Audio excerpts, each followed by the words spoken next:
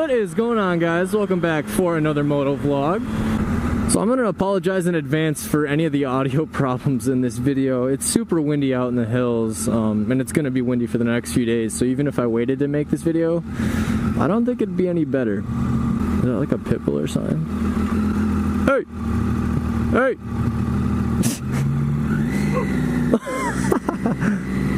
Oh, we got some Harley riders here. Look at that guy, he doesn't even have a neck. Looks like he has like a little acorn sitting on top of his shoulders. So before we get into today's video, and since we have these two bikes, these two Harleys in front of us, I thought I'd ask you guys something that's been on my mind. So we all know that Harley-Davidson's typical market is, you know, to the average 40-year-old male who, you know, needs a motorcycle to feel young again. I guess that's my take on Harley, but of course you have, they make some nice bikes, and of course they have some die-hard fans. But what I'm kind of wondering about is, what's Harley-Davidson's future? You know, Yamaha and all these other Japanese motorcycle makers, even Triumph, they're putting out amazing motorcycles, and they get better and better every year.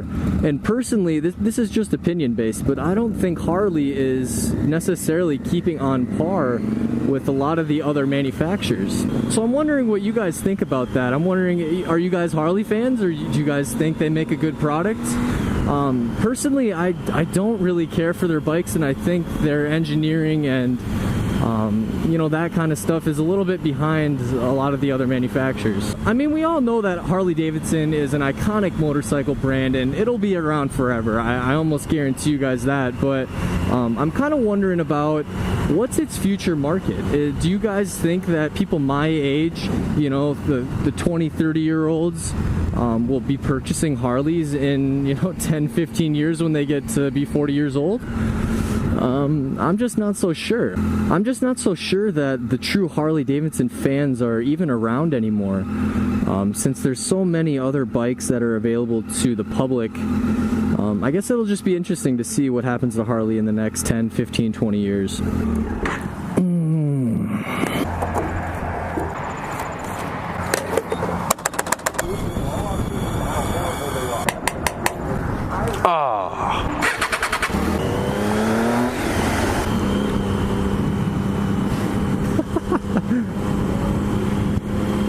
She saw the video camera. You know what? She was pretty cute. So we finally made it out to the hills here. I just hope we don't run into any deer because it is the evening. Kind of gets sketchy when there's like 10 deer on the road.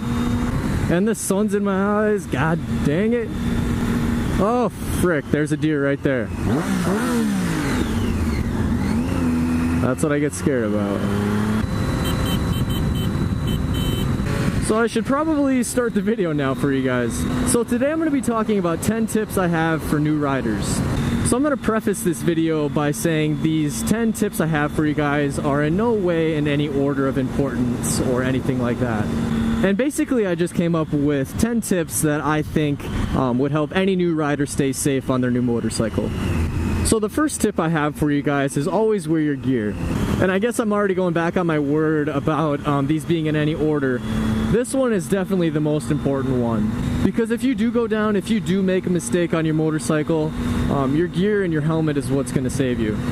Right now I'm obviously wearing my helmet, I'm wearing my gloves, and just not a cheap jacket, but definitely not an expensive jacket. The gear that I have on right now, you could probably pick up for $250, $300. And I'm not saying you need a motorcycle jacket. That's probably the most expensive piece I have on. I guess my helmet's a little bit more, but my helmet's definitely a must. And you might not think gloves are a must, but if you go down, what are you going to catch yourself with? Your hands. In a crash, your hands will get destroyed if you do not have a pair of gloves on. The second tip I have for you guys is also really important, and that is always assume the cars around you, whether they're in front, in back, on the sides, assume that those cars do not see you. And what I mean by that is just have it in the back of your mind. Have a plan in the back of your mind. If there's a car over there, if he pulls out, have a plan in mind. You know, whether that be covering the brake, slowing down before you meet that car, Whatever the scenario may be, always have a plan in mind. If that car makes a movement left, right, slows down, speeds up, always have a plan on what you're going to do to get out of that situation. The third tip I have for you guys is one that I might break every once in a while, and of course most people will. Don't ride in the center of the road. I learned this in my motorcycle safety training course, and it does really make sense, and I'll explain why. So we all know that not all cars on the road are in perfect condition.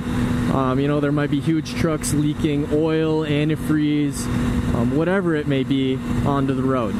So when those fluids drip from someone's engine bay, they're obviously going to fall in the middle of the road. And if you're riding your motorcycle, you know, in the middle of the road, you're riding over all that antifreeze and oil or whatever's on the road. And naturally, that's going to get on your tires, and you know, when you go to make a turn, your tires are going to have a lower friction coefficient, and they might slide out on you. So it's a good idea just to travel on the road in the path of a car's tires. So on to number 4. The fourth tip I have for you is do not ride with a passenger if you're a new rider. Adding them onto a motorcycle throws a whole new variable in there. It's a lot harder to ride, especially a sport bike with a passenger, because their weight it changes the whole feel of the bike. It makes the center of gravity way higher than it normally would, and it handles totally differently. So if you're not expecting that, or you don't have experience riding with a passenger, it's not a good idea to ride with a passenger unless you are confident in your abilities. So these are going pretty quick. The next tip I have for you guys, which is number 5, is do not be reckless. Do not be reckless. And another way of saying that is don't outride your ability. Ah! That chipmunk almost died. Anyways, another way of saying don't be reckless is by saying don't outride your abilities and don't outride the conditions that you're riding in. If it's raining, obviously you need to slow way down. Oh, look at that herd of deer out there. I don't know, is that a deer or is that... Yeah, that's a deer. Those are deer, excuse me.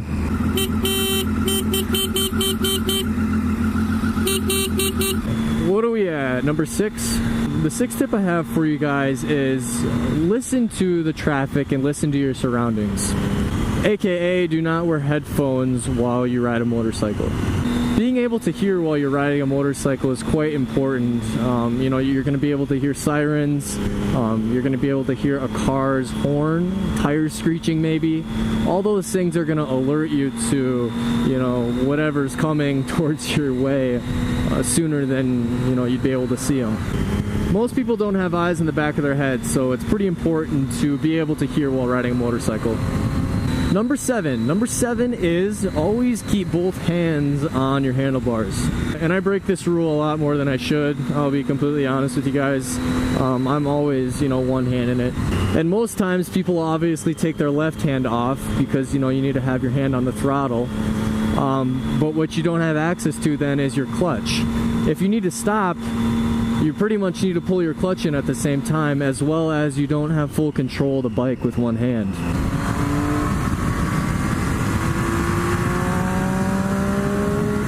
The next tip I have for you guys, which is number 8, is always do a pre-ride check. Always check your chain, always check your tire pressure before you go out for a ride. Check your main bolts just to make sure everything's tight. It's a really good idea just to do a pre-ride check because a lot of people don't ride their motorcycles every day, and stuff happens when motorcycles sit, believe it or not.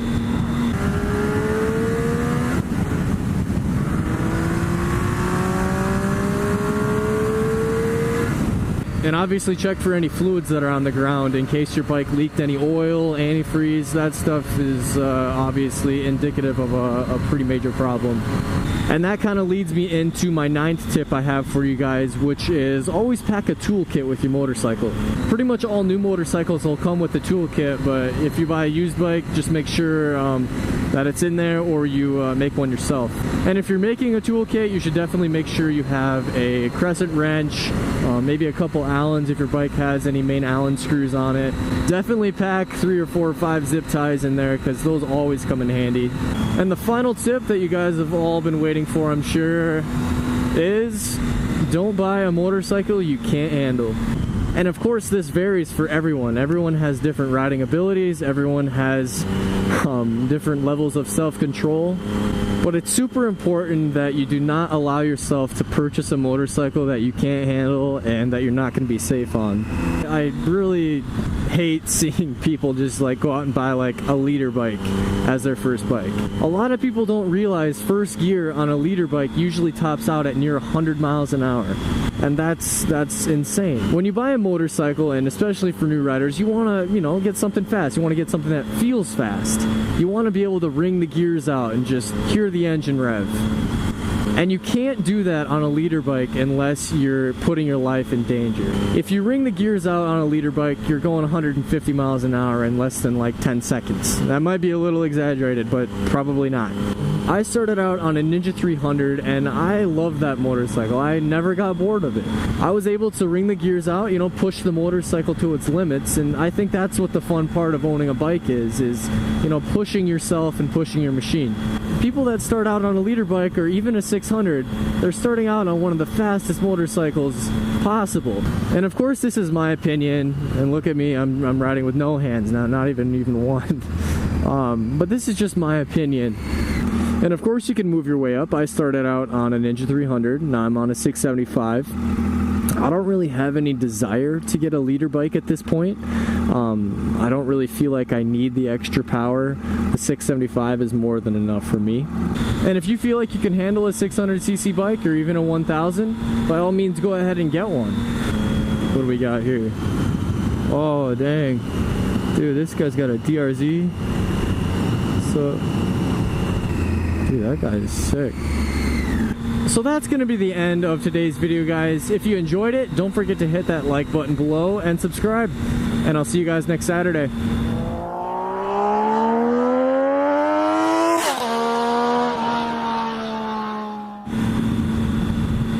No way. A Harley rider just waved at me?